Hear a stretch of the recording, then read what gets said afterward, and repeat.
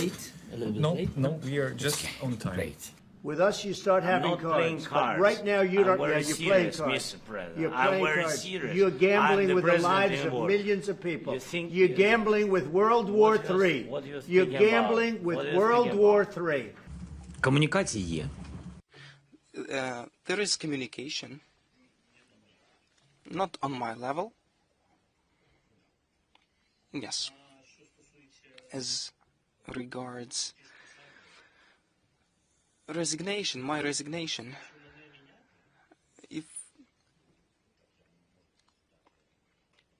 if I am to be changed, and I'll hear, how can I put it, with what's happening with the support to change me, it will not be easy, because it is not enough to simply hold elections. You would need to prevent me from participating in the elections, and it will be a bit more difficult. So they'll have to negotiate with me, and I said that I'm exchanging it for NATO membership, and then it means that I fulfilled my mission.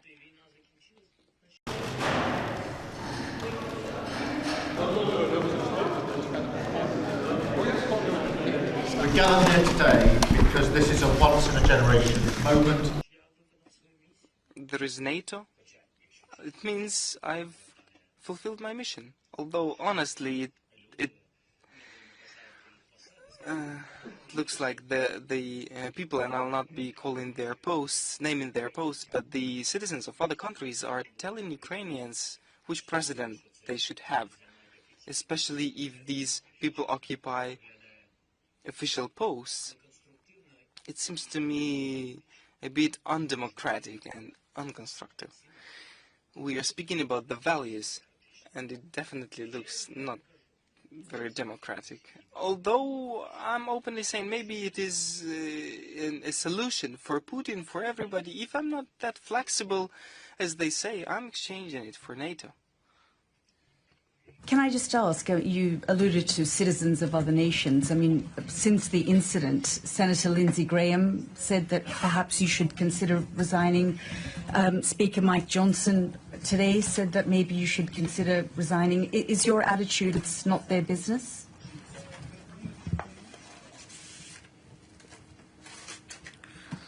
Lindsey Graham is a very good guy, a very nice. And speaking who must be the president and whether I shall resign, I can give him the citizenship of Ukraine. He will become the citizen of our country, and then his voice will start to gain weight, and I will hear him as a citizen of Ukraine on the topic of who must be the president. But Lindsey represents the party that fights for democratic values, and anyway, the president of Ukraine will have to be chosen not at home, at Lindsey Graham's home, but in Ukraine. Mr. President, if I could take you back to that meeting in the Oval Office, we all witnessed it, the whole world witnessed it, and it was absolutely horrible. Was there a moment sitting there that you thought, this is going really badly wrong? Did you feel that in some way you had mishandled the President? There was something you had done that was wrong, and do you regret that? Or if you don't, do you think that you walked into an ambush, a political ambush?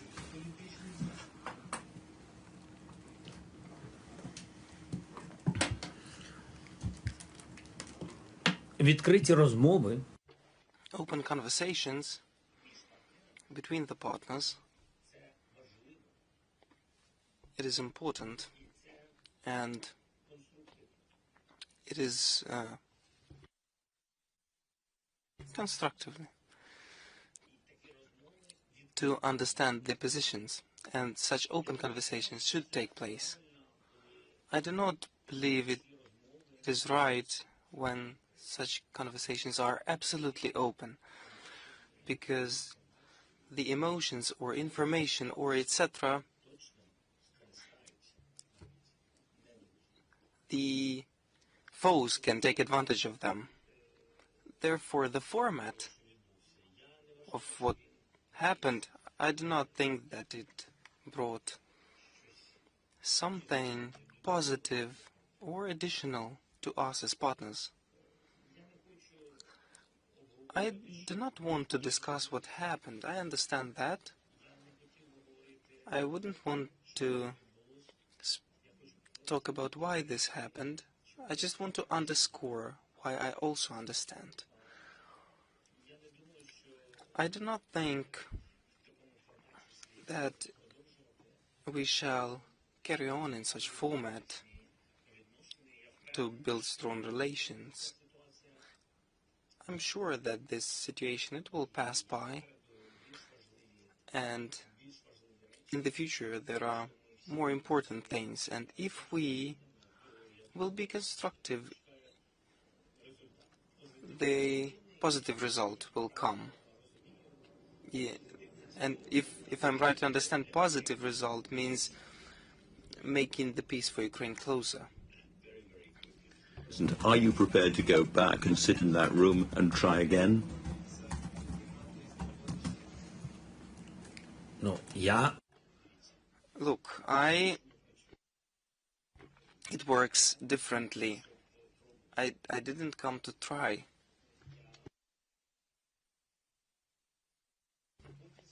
I traveled in the train for 12 hours, then for 11 hours I flew because the President of the United States invited me. And that is one of our main partners, and for me it is a gesture of respect to be in the White House when the President of the United States invites me, just as I have met with the senators.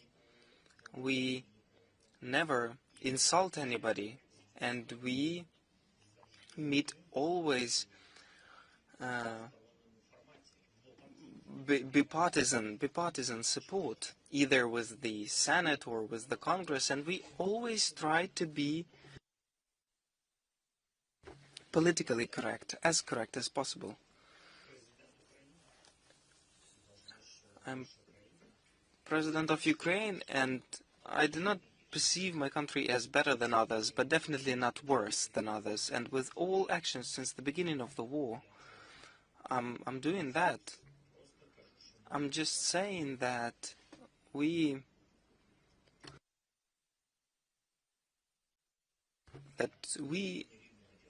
are worse an equal dialogue. Therefore, if President of the United States of America invites me for a constructive dialogue, I represent the interests of the country that strongly depends from the support, from the partnership, and of course, if I am invited for the constructive dialogue to solve real issues, for serious questions and truly decisive answers and actions, because of the respect to America, to American people, and to President, and to both parties, to the United States overall. We believe that our best security guarantee is a strong Ukrainian army, and a strong Ukrainian army that has enough numbers of people to stop the aggression from Russia in any shape or form. And I mean an army which is strong in numbers, both in the battlefield, the infantry, I mean on the ground and in the air, and in terms of fires and air defense, and also on the sea. So I'm talking about a full-fledged, strong Ukrainian army as regards security guarantees. How do we supply this army? How do we provide training? How do we provide funding? Regarding what the Prime Minister said, we're talking about the continent. I think what he means that the continent needs to be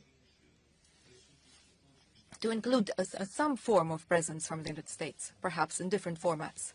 We can talk about air defense, we can talk about intelligence, other things, and we can talk about security in the air. I think the United States have a lot of experience. Here we have seen this in the Middle East, and historically we can understand that they're also strong on the sea. So if we were to talk about the format of security guarantees for the continent, our colleagues from the United Kingdom and from France can see this in whatever format, some presence of the United States. That's normal. And I believe that Ukraine and the United States have a partnership relationship, a fairly strong relationship. And since the start of the large-scale invasion, they were probably the strongest, because previously this kind of support, prior to the large-scale invasion, there was no this level of support, and probably because there was no full-scale invasion. However, even 10 years ago, I'm not sure that all of the partners would have get involved strongly and would not have allowed Russia to expand the occupation and would have stopped Russia. I think that it would have been a strong signal, a preventive signal, as regards the full-scale invasion.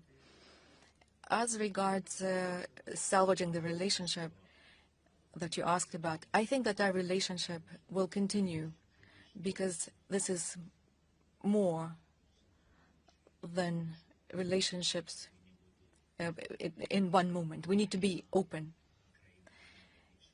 Ukraine is not the largest country in the world. However, everyone can see how Ukraine is fighting for its independence and freedom. And we are grateful to the people of the United States. We are